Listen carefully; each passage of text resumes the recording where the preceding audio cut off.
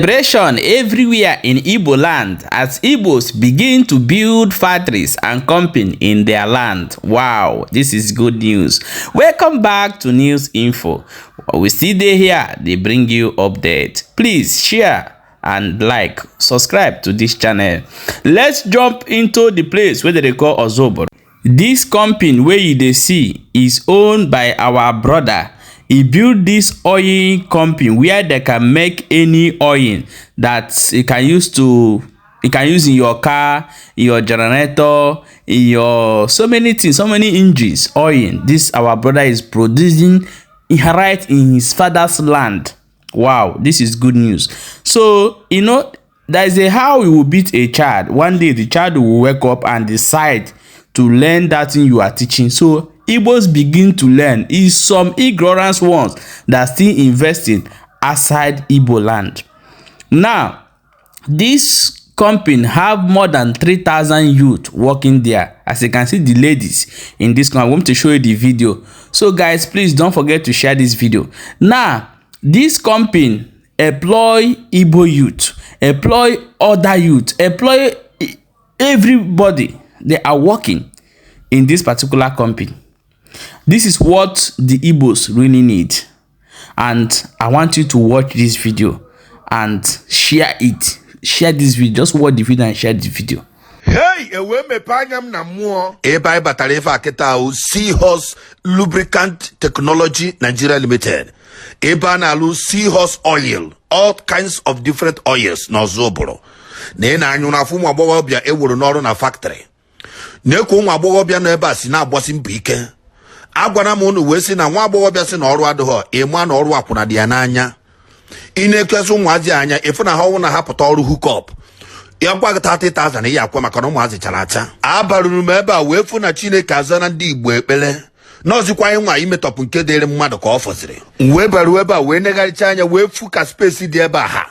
Wee si ekene dịrị Chineke n'isi His Royal Majesty Chukwuebuka Nwonunkwo eze Igbo gburugburu na Benin Republic. Wee si na ya adịrịghị mma maka na o nwere onye ya wụọ wụrụ ka o nwetara ụdị space ya ịlụ factory. Ụfọdụ na-ewere eje ruo ebe a na-agba awantịlọ. Ama m na arụ ebe a na-agba awantịlọ ka ụmụ agbọghọ be anyị hapụzi ịrụ ọrụ je gbawa awantịlọ. Ịpụtakwa isoro na-esi na ụmụazị be anyị naziri n'iyi onye chọrọ ịnụ nwaanyị na jebe ugwu Awụsa. Ekwukwana m wee sị na oge ruo na mgbe anyị achọ ndị niile a Chineke akpọghị oku kpọrọ onwefa ji space wee na-emekọrọ ụlọ ụka na-anakọrọ ndị ụmụ agadi nwaanyị ego na-ana tit na-ana offering na-ana seed of faith. Ewere space anyị eji wee rụ factory ka ihe ọma bata n'ala Igbo ka ndị na-enweghị ọrụ wee nwee ọrụ ka ụmụ agbọghọbịa wee rụba ọrụ hapụ ọrụ akwụna hapụ ọrụ hookup hapụ ọrụ ashawo ka ụmụ okorobịa hapụ ọrụ yahoo hapụ ọrụ ije zuo ohi ịma aka na akpa. Achọ onye ọbụla nwere nnukwu space Chineke akpọghị okwu ji egwu wayo anata ya were rụọla anyị factory biko na ọkabara ya uru. Ọ bụrụ mgbe every week a na-eti crusade na-eti midweek service a na-anakọrọ anyị nke eji eji anagide nwa agbọghọbịa nasisi anyị ego ji n'akpa. Kedu ife ọzọ ya enwe option na ịchọba nwoke ya edine ka onye ya ego. Mana ị na-anya ebe ifu ife Chukwuebuka Nwonunkwo ji nke wee mee. O ji nke wee rụọ factory wee mmadụ karịrị mmadụ 3,000 maka na Chukwuebuka Nwonunkwo ọwụ na-emechi ọrụ na mgbede. Ị na-etipụ anya fụ igwuribe si n'ime ebe apụta ị na-ajụ ụlọ ụka dị ebe a ndị ejore night vigil maka na nke ikpeazụ a ndị Igbo be anyị niile na-echezi na ebe a ka enwe population owuzi n'ụlọ ụka.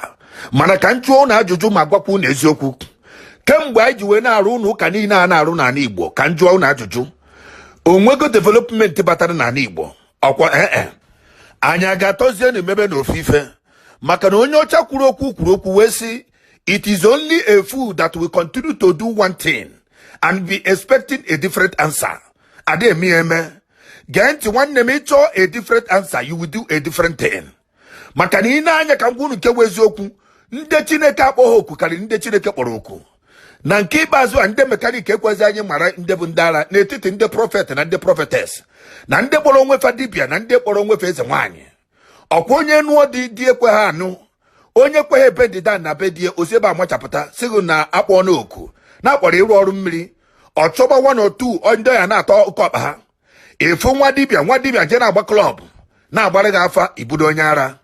Ọmụ Saka dị na na-ekwu na nke ikpeazụ a because abịara m ka anyị sape ndị Igbo anya na anyị na-efuzi efu mana ka m gwu na eziokwu ihe na-eweta mmepe obodo ifuru ụlọ ọgwụ ifuru factory ebe a na-arụ ọrụ ifuru ụlọ akwụkwọ ihe a bụ ihe na-eweta mmepe obodo ọwụ ịbịarụ ebe anyị na-akụ aka kwa mgbọsị pastọ na-akpuo prophetess na-akpuo prophet na-akpuo ọ na-akpụ brain tim oye wepụta na program ka e wee na-ese ndị mmadụ ego ya kpọọla anyị brain ahụ wepụtara anyị ka anyị esi wee wepụta ebe a na-arụ akwụkwọ ka anyị esi wepụta ebe a na-arụ fan ka anyị esi wepụta ebe a na-arụ moto oivinid na nke ikpeazụ a maka na ndị Igbo na-anya bụ na ụmụ okorobịa ka ha na-arụ ọrụ ọ makara factory dị ka ji wee nwe opportunity na-arụ ọrụ na ọmarịcha ụmụ agbọghọbịa nọcha ebe a ha ejeghị ime hook-up maka gịnị o nwere ebe ha ya arụ ọrụ anyị wee na-ayọ ndị ọgaranya niile nọ n'ala Igbo biko operation bring your factory home ọ bụrụ na rụba factory n'ala Igbo ka ewebe ndị mmadụ n'ọrụ ka oshi na mmarama niile anọ n'ala Igbo ka ọ na-anọ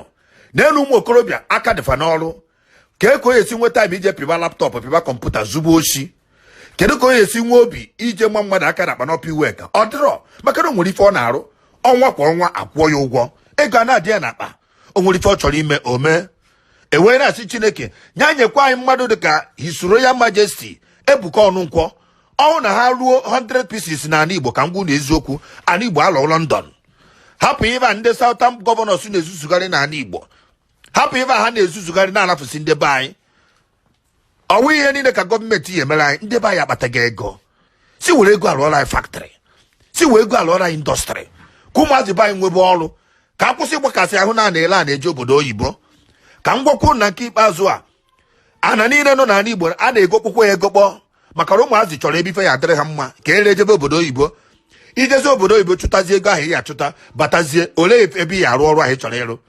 nnekere na anya ka ụnụ fụ ka factory ha na-anya ụnụ afụ ka a na-arụ ọrụ a na-arụ a na-ebupụ mana o nwere ofufe na-ewute m na nke ikpeazụ a maka na a sị na onye ama aha dị ile na nna ya mmanụ a na-arụ kịta mitri international standard mana ndị be anyị ọ na-afịa ha igwe ịpụọ n'ilo ịfụ ka trela na-apụ nke izi pụọ njụ oyi ebe ọ na-eje Sokoto nke ịbụọ ọ na-eje Gombe nke ịtọ ọ na-eje Niger steeti wee jụọ kedu nke na-eje Imo steeti kedu nke na-eje Abia steeti kedu nke na-eje Enugu steeti asị na ha na-abịa once in a while mana nke ndị Hausa na-abịa ọpụkwa o wee wuru gịnị ndị be anyị apụghị ife ọma na be anyị ọjọkakwanụ anyị eje na-ego mmanụ ndị ọcha na-agba anyị na nke anyị mana nke anyị nwere n'ọkpa nta na be anyị mara ezigbo mma meet international standard kedu ife mere na ya kwalite ọka nwanne rigota ọwụrụ ife ndị mmadụ na-ekwu ọ jọgbukwere udere na njọ si karịa nkakwu n'isi ka anyị patronize anụ seahorse oil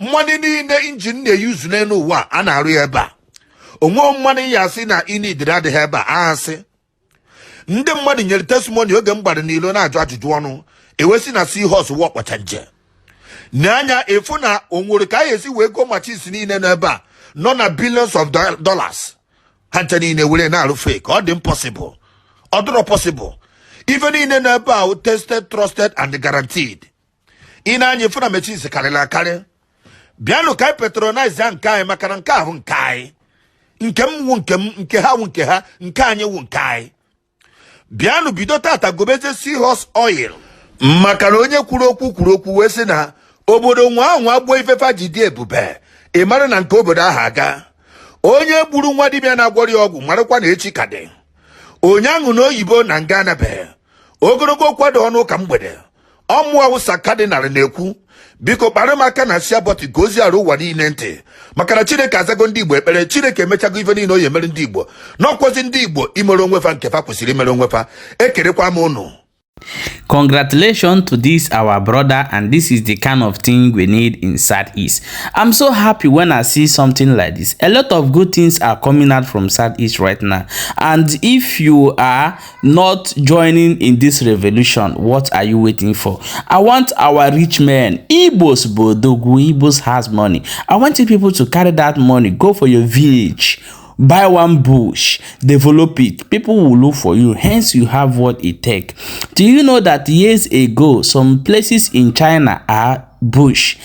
People from that place begin to build factory, begin to build things to develop. Now everybody want to go to China. Every family have what they are producing. So this is how Igboland is going to be very soon.